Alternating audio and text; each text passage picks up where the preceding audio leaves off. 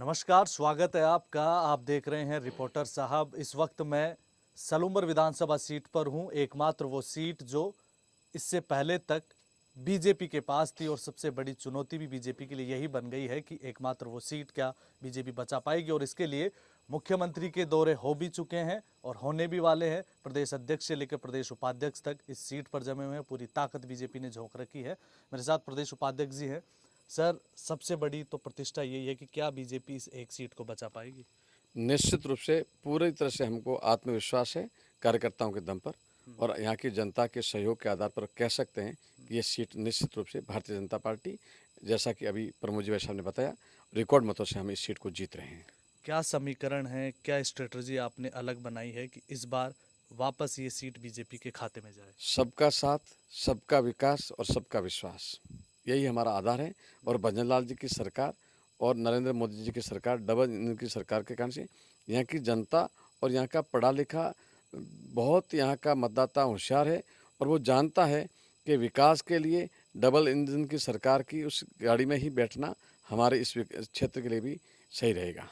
आपने पढ़े लिखे युवाओं की बात की, लेकिन एक पार्टी ऐसी है जिन्होंने बीते कुछ सालों में युवाओं पे विशेष रूप से इस क्षेत्र के युवाओं को लेकर काम किया या फिर उनमें एक प्रभाव बढ़ा है। भारतीय आदिवासी पार्टी, काफ़ी बड़ा प्रभाव बढ़ रहा है। वोटों का भी उनकी तरफ झुकाव हो रहा है। तो उससे किस तरह से डील करने वाले हैं? मैंने आपको कहा कि यहाँ का युवा भी बहुत समझदार है और वो भ्रम में नहीं रहेगा। कुछ भ्रांतियाँ पिछले दिनों में कुछ लोगों ने जातिवाद के आधार पर बढ़ाई थी और वो उनका जातिवाद का आधार रहा होगा, लेकिन अभी लोग देख रहे हैं कि जातिवाद के आधार पर क्षेत्र का विकास नहीं हो सकता। और उन्होंने जितनी भी बातें कही उनको मौका भी मिला, पहले भी उनके विधायक रहे, अब सांसद भी बने। कौन सी ऐसी बात है जो लोकसभा में उन्होंने उठाई, कौन सी ऐसी बात है जो विधानसभा में वो करवा पाए?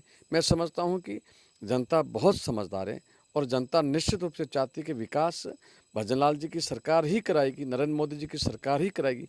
बहुत बड़ी बड़ी योजनाएं यहाँ अधूरी पड़ी हैं और अभी मौका है इस क्षेत्र की जनता को कि डबल इंजन की सरकार से वो जो उनके सपने हैं उन सपने को वो साकार करें। इसलिए भजनलाल जी की सरकार के साथ रहने के कारण से वो यहाँ से भारतीय जनता पार्टी को विजयश्री हासिल करवाएगी। हम अभी चावंड में खड़े हैं, जो महाराणा प्रताप से जुड़ा हुआ सबसे ऐतिहासिक स्थल है। भजनलाल सरकार ने महाराणा प्रताप सर्किट की घोषणा की 100 करोड़ की लागत में। कितना रोल आप मानते हैं कि उस घोषणा का यहाँ पर फायदा मिलने वाला है? मैं समझता हूँ कि ये उपचुनाव की अगर बात करें हम, तो चावंड और आसपास की जनता ये चाहती है कि पर्यटन के नक्शे पर हमारे क्षेत्र का भी नाम बड़ा हो।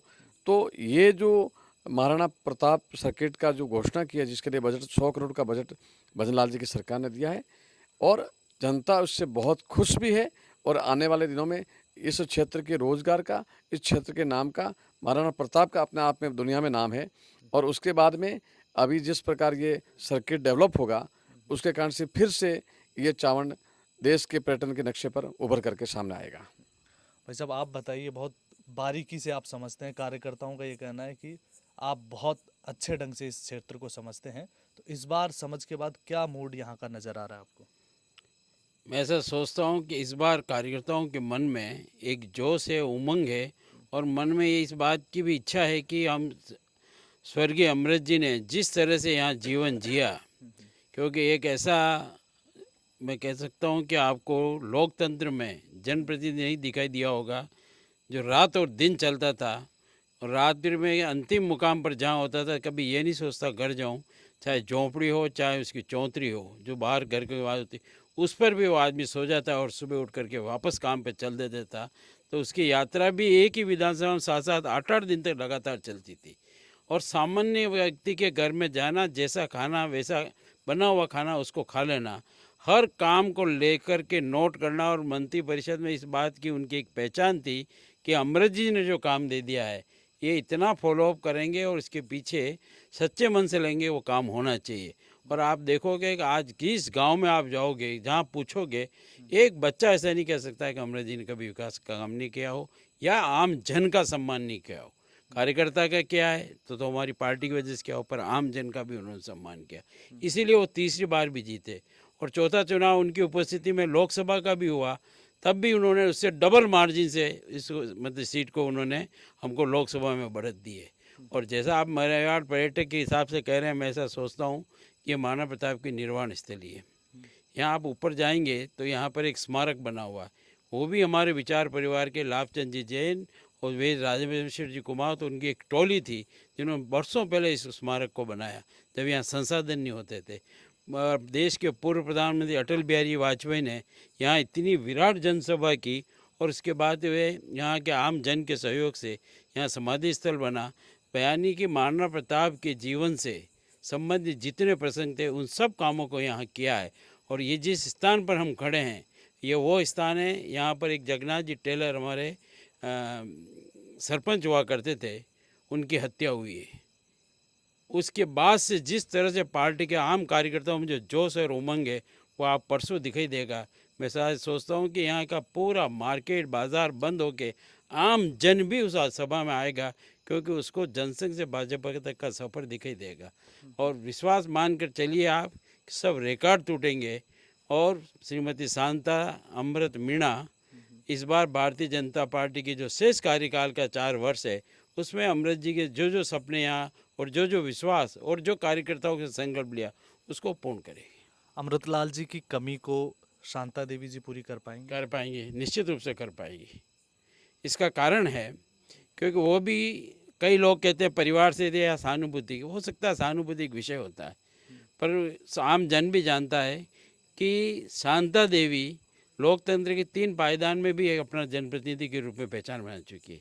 वो 3 बार सरपंच रही, कोऑपरेटिव में यहाँ की क्रय विक्रय मार्केटिंग की सहकारिता में वो डायरेक्टर है, और वर्तमान में यहाँ का जो नगर निकाय बना तब उसके वो सभापति भी है। यानी कि नगर निकाय में भी, सहकारिता में भी और पंचायत राज में भी एक लंबा अनुभव जनप्रतिनिधि के रूप में भी है, तो उनकी वो एक विशिष्ट पहचान भी है। पार्टी में ये देखने को मिला कि शुरुआत में बगावत के सुर भी सुनाई दिए, पार्टी के ही कई कार्यकर्ताओं ने बीजेपी के खिलाफ जाने की बात कही। क्या वो पूरी तरह से नियंत्रण में है? पूर्ण रूप से नियंत्रण में है। निश्चित रूप से सबकी अपेक्षा रहती है, कार्यकर्ता है, लोकतंत्र है, टिकट मांगने का सबको अपना हक है।